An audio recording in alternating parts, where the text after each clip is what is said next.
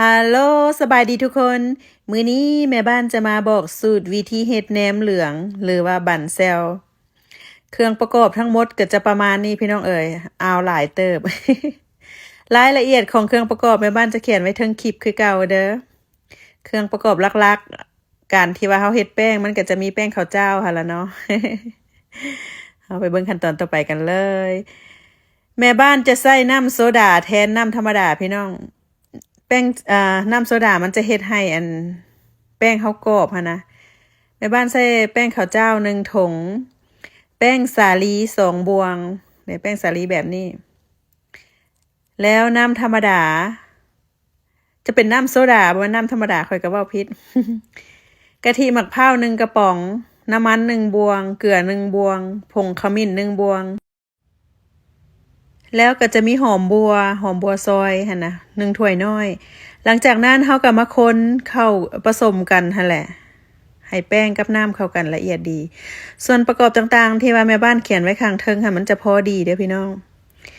ค่อยใส่น้ำโซดามันจะ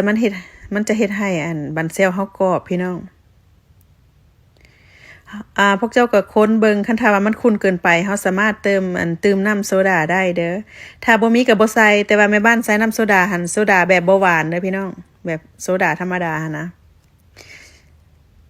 จะใส่น้ำกะทิมะพร้าวใส่น้ำมะพร้าวก็ได้ใส่โซดาก็ได้คือกันหลังจากนั้นเฮาก็จะเอาไปพักไว้ประมาณ15 นาทีต่อไปเฮาจะไปเฮ็ดในส่วนของใส่บันกวนพี่น้องเอ๋ยเอาไปเบิ่งนํกันเนาะ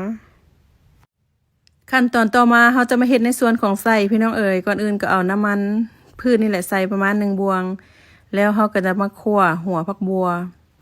คั่วให้มันมีพอให้มันมีกลิ่นหอมหั่นนะหลังจากนั้นเราก็เอาหมูบดใส่หลังจากนั้นเราก็คั่วต่อไปให้มันหั่นให้มันสุกหั่นละไป ปรุงรสเพิ่นด้วยผงคะน้อพริกไทยน้ำมันหอยแม่บ้านจะบ่ใส่น้ำตาลคั่วให้มันสุกแล้วก็หลังจากนั้นเราก็เอาไปพักไว้แม่บ้านจะบ่คั่วปนกันต่อไปเฮาจะมาคั่วในส่วนของปลาหมึกกับกุ้งสูตรนี้แม่บ้านเฮ็ดหลายคักพี่น้องเอ้ย คือเก่าหั่นล่ะเอาน้ำมันใส่เอาหอมผักบัวหัวใหญ่ใส่หลังจากนั้นก็คั่วปลาหมึกปรุงรสด้วยน้ำมันหอยผงคะน้อพริกไทยแล้วต่อไปก็จะเอากุ้งใส่เพราะว่ากุ้งมันจะสุกไวเด้ของกินเฮาว่าง่ายมันก็ง่ายเฮาว่ายากมันก็ยากพี่น้องสำคัญก็ต้องใส่ใจเข้าไปน้ำหั่นล่ะ ซั่นดอกว่า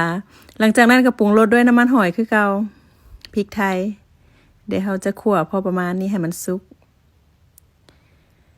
แล้วก็เอาไปพักไว้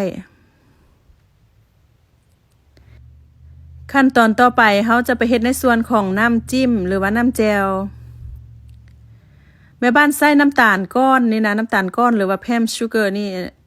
หรือว่าน้ำตาลปี๊บนะน้ำตาลปี๊บ9 ก้อนน้อยๆหั่นเขาจะมาคั่วให้เพิ่นหอมแบบนี้หลังจากนั้นก็เอาน้ำใส่น้ำ2 จอกกับประมาณ500ml 500 มิลลิลิตร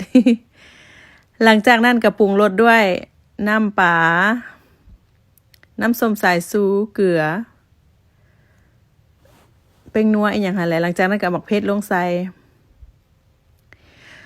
แล้วเขาก็ปรุงเอาแม่นเพชรแม่นเกลือแม่นเป้งนัว ตื่มใส่ได้ต่อมาเขาก็จะมาเฮ็ดในส่วนของแหนมบัดนี้แหนมเหลืองนี่แหละหรือว่าบันแซวนี่แหละ สิเอาซีนใส่ก่อนก็ได้หรือว่าสิเอาเป็นเฮาสิใส่แป้งก่อนก็ได้แล้วแต่ใส่บวง1เด้อจอง1ว่าซั่นซะหลังจากนั้นก็จะปิดไฟไว้ประมาณ 2-3 นาทีเด้จะประมาณนี้แม่บ้านจะเฮ็ดไปเรื่อยๆแล้วก็มาเบิ่งกันอีกเนาะว้าวเบิ่งพี่น้องเอ้ยซักบ่แล้วพี่น้องเอ้ยแหนมเหลืองหรือว่าบันเซลสูตรแป้งกรอบนอกนุ่มในแล้วก็ปะไว้กินดนได้แม่บ้านแม่เฮือนลองเอาไปเฮ็ดกินเบิ่งเด้อ